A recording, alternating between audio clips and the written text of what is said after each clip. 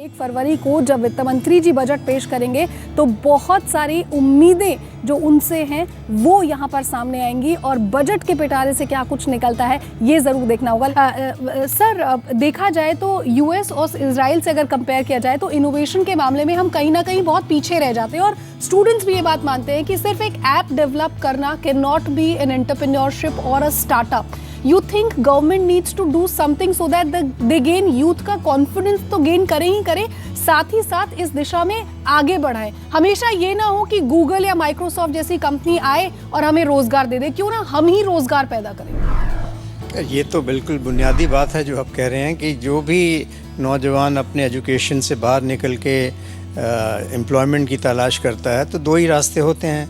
एक रास्ता है वेज एम्प्लॉयमेंट का, कहीं अच्छी नौकरी मिल जाए तो वेजेस मिलें तो अपना तनख्वाह मिलें और अपना रोज़ी रोटी कमाए। दूसरा है सेल्फ एम्प्लॉयमेंट का कि अपना बिज़नेस शुरू करें। तो वेज एम्प्लॉयमेंट तो बहुत रिलेटिवली ईजियर चीज़ है, जॉब इकोनॉमी में क्रिएट हो रहे हैं, आप अप्लाई करिए आपको अच्छा जॉब मिल जाएगा, उसमें वेजेस मिलेंगे तो वेज एम्प्लॉयमेंट। सेल्फ एम्प्लॉयमेंट करना ज़्यादा कठिन काम है, इतना आसान नहीं है जैसे कुछ स्टूडेंट्स ने अभी अपने कमेंट्स में भी बताया है। तो दो चीज़ें बहुत अच्छी मैं समझता हूँ आई हैं सामने। एक तो ये कि लोग जो स्टार्टअप करना चाहें उसको एंटरप्रेन्योरशिप प्रकार की ट्रेनिंग कैसे मिल जाए, आइडिया है उसको। तो मैं समझता हूँ शायद SRCC जैसी जो इंस्टीट्यूशंस हैं इनको एक ऑप्शनल कोर्स रखना चाहिए अपने अपने कॉलेजेस में, जिसमें एंटरप्रेन्योरशिप डेवलपमेंट का कोर्स एक हो।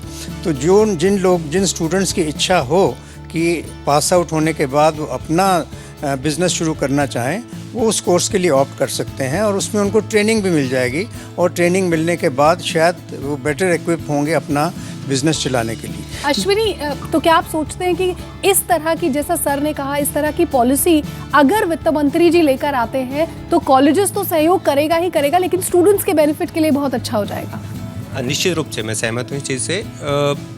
इसमें जहाँ तक स्टूडेंट्स की बात है, बहुत सारे स्टूडेंट हैं जो एंटरप्रेन्योर बनना चाहते हैं। उन्होंने बहुत सारी हर्डल्स की बात की, कुछ प्रॉब्लम्स हैं, कुछ फाइनेंस की प्रॉब्लम है, कुछ एनवायरनमेंट की प्रॉब्लम है।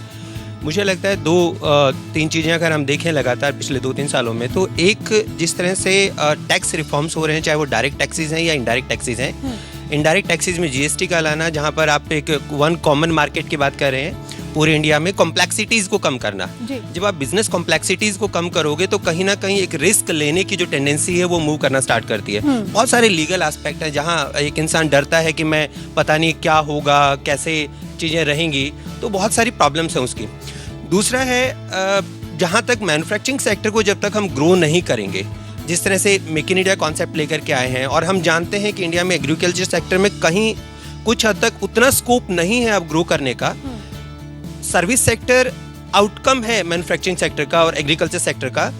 तो जब तक हम मैन्युफैक्चरिंग सेक्टर को ग्रो नहीं करेंगे, ये एंटरप्रेन्योरशिप उसके बाद मूव करना स्टार्ट करेंगे। युविका, देखा जाए तो मैं, बिकॉज आप बैंकिंग से हैं, मैं यही जानना चाहूँगी कि अगर MCLR जिस तरह से अभी डाउन हुआ है, कैसे बैंक्स को ज़्यादा से ज़्यादा इनिशिएट्स लेने पड़ेंगे ताकि बच्चे जो है वो अपनी पढ़ाई के लिए लोन खुद लेकर आ सकें?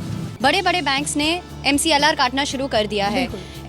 जो इंडिया का सबसे बड़ा बैंक है, we have seen 90 basis points की गिरावट, कट ऑफ हुआ है उसमें। अब बात है कि ये एक तो बैंकिंग सेक्टर में पूरा वाइड स्प्रेड कब होएगा, और दूसरा how quickly will the transmission happen. I think it's just a matter of time कि अब गोइंग फॉरवर्ड लार्ज बैंक्स ने काटना शुरू कर दिया। Now it will propagate to other private sector banks as well, and probably the transmission over the next 3 to 6 months will be much faster. तो जो हमारी जो lending cost थी, चाहे वो हाउसिंग की है या एजुकेशन लोन की है, वो काफ़ी हद तक अब कम हो जाएगी, कम से कम 1 से 2 परसेंटेज पॉइंट्स तक। इसके अलावा for students I think it becomes very important कि अब आप अच्छे इंस्टीट्यूट में यहाँ से जाएंगे, IIMs हैं, उनकी कॉलेज फीस काफ़ी ज़्यादा है। If you plan to go abroad as well, वहाँ पे भी कॉलेज फीस ज़्यादा है। तो एक एजुकेशन लोन का अगर एक सहारा मिल जाए स्टूडेंट को, तो वो काफ़ी हद तक वो एजुकेशन कॉस्ट को कम कर देता है। और दे हैव बेनिफिट्स कि आपने जब अपना कोर्स पूरा कर लिया, आप उसके 1 साल बाद या 1.5 साल बाद आप अपने आप जब आप वर्क करना शुरू करें, आप उस एजुकेशन कॉस्ट लोन को अपने आप वापस कर सकते हैं। CM वासुदेव साहब, आप खुद फॉर्मर फाइनेंस सेक्रेटरी रह चुके हैं, आपसे जानना चाहूँगी इस बार वित्त मंत्री जी से आपकी उम्मीदें, और क्या आप मानते हैं कि कौन सा बजट रहने वाला है, रिफॉर्मिस्ट या पॉपुलिस्ट? देखिए, सबसे बड़ा रिफॉर्म तो बजट से पहले डिमोनेटाइजेशन ही है, मैं समझता हूँ। This is the biggest reform in the history of Indian economy. और अब मौका है उस रिफॉर्म के जो बेनिफिट्स आएंगे या जो अब तक आए हैं, मैं समझता हूँ आने वाले दिनों में ज़्यादा बेनिफिट्स होंगे, उन बेनिफिट्स का वित्त मंत्री बजट में कैसे इस्तेमाल कर सकते हैं। अब ये GST everybody recognizes is such a big boon for the economy, मगर it is becoming a victim of politics. Recognize सब कर लेते हैं, लेकिन बस स्टेट फाइनल गवर्नमेंट्स कह रही हैं कि हमारा लॉस हुआ है डिमोनेटाइजेशन से रेवेन्यू का। ये कैसा माना जा सकता है जब सेंटर के रेवेन्यूज़ इनडायरेक्ट टैक्सेस 15% बढ़े हैं, तो स्टेट रेवेन्यूज़ कैसे कम होंगे? They always go hand in hand. अगर एक्साइज बढ़ेगा रेवेन्यू सेंट्रल गवर्नमेंट का, तो स्टेट का भी सेल्स टैक्स बढ़ेगा, क्योंकि जो प्रोड्यूस हो रही हैं गुड सेल भी हो रही हैं। तो ये पॉलिटिकल पोस्चरिंग की वजह से और this is a very unhappy trend जो हमारे पॉलिटिकल इकोनॉमी में आ गया है कि politics is driving 99% of economics rather than the other way around. ये थोड़ा चेंज लाने की ज़रूरत है। अश्विनी सर कुछ ऐड करना चाहेंगे? मुझे लगता है इसमें जहाँ तक जीएसटी की सर बात कह रहे हैं, ये एक्चुअली बहुत बड़ा रिफॉर्म है और बहुत सालों से हम कोशिश कर रहे हैं। पार्टी आती हैं सत्ता में, दूसरी फिर विरोध करना स्टार्ट कर देती हैं, और जैसे सर ने कहा कि मैक्सिमम जो विरोध है वो पॉलिटिकल लेवल पर है, वो कहीं पर भी इस लेवल पर नहीं है कि इससे कोई प्रॉब्लम है। और ये मैं इसलिए भी कहना चाहता हूँ, जीएसटी इसलिए भी इम्पॉर्टेंट है कि आप देखिए यूरोपियन यूनियन में 28 देश मिलकर के एक कॉमन मार्केट बना लेते हैं, एक टैक्स स्ट्रक्चर बना सकते हैं अलग अलग देश मिलकर के, और हमारे 29 स्टेट उसको नहीं बना सकते हैं। और जो विरोध होता है वो 2-3 स्टेट से उनसे आता है जहाँ पॉलिटिकल ऑपोजिशन है।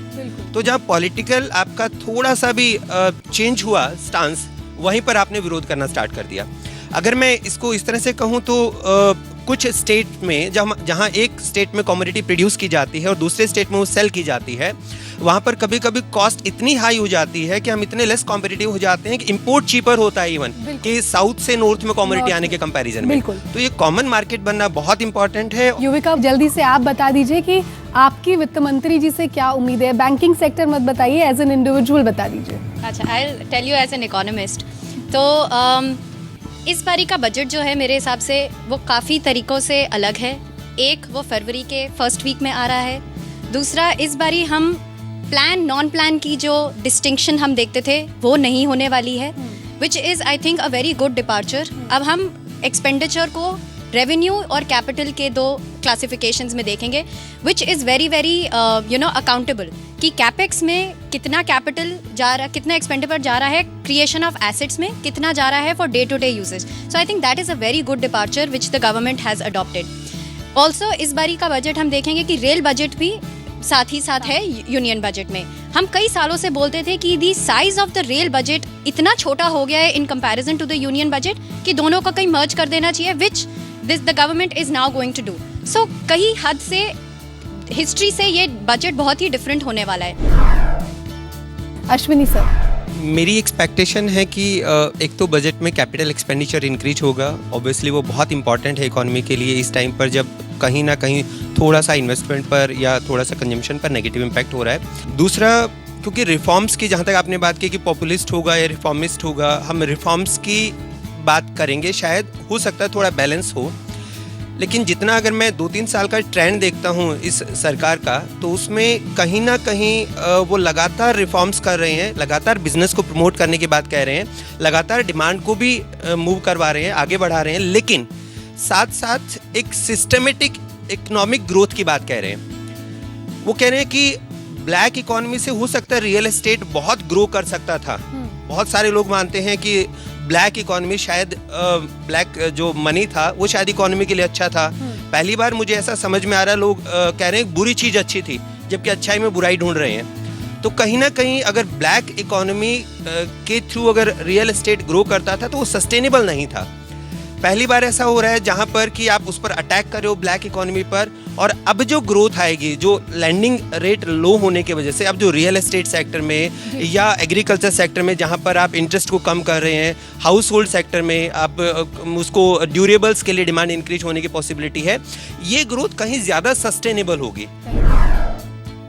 सीएम वासुदेव साहब, जल्दी से बस आखिर में आप बता दीजिए, जो इन्होंने बात कही कि एजुकेशन और हेल्थ सेक्टर, उस पर ज्यादा ध्यान देना चाहिए इस बार वित्त मंत्री जी को, थोड़ा एक्सपेक्टेशन से ज्यादा कर देंगे ज़्यादा तो बड़ा सब्जेक्टिव चीज़ है, मगर जाहिर है कि ये सोशल सेक्टर जैसे हेल्थ एंड एजुकेशन है, इस पर तवज्जो दी जानी चाहिए, क्योंकि अपने देश के जो ह्यूमन रिसोर्सेज हैं उनका डेवलपमेंट तो एजुकेशन और हेल्थ के माध्यम से ही हो सकता है।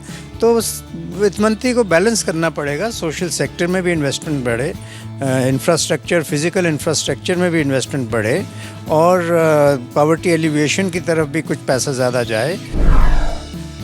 तो आप सभी लोगों का बहुत बहुत शुक्रिया हमारे साथ इस खास पेशकश में जुड़ने के लिए। और जाहिर तौर पर जैसा कि सीएम वासुदेव साहब ने कहा कि वित्त मंत्री जी की तिजोरी ज़रूर यहाँ पर छोटी है, लेकिन सभी लोगों के लिए कुछ ना कुछ इनके पिटारे में से ज़रूर निकल कर आएगा।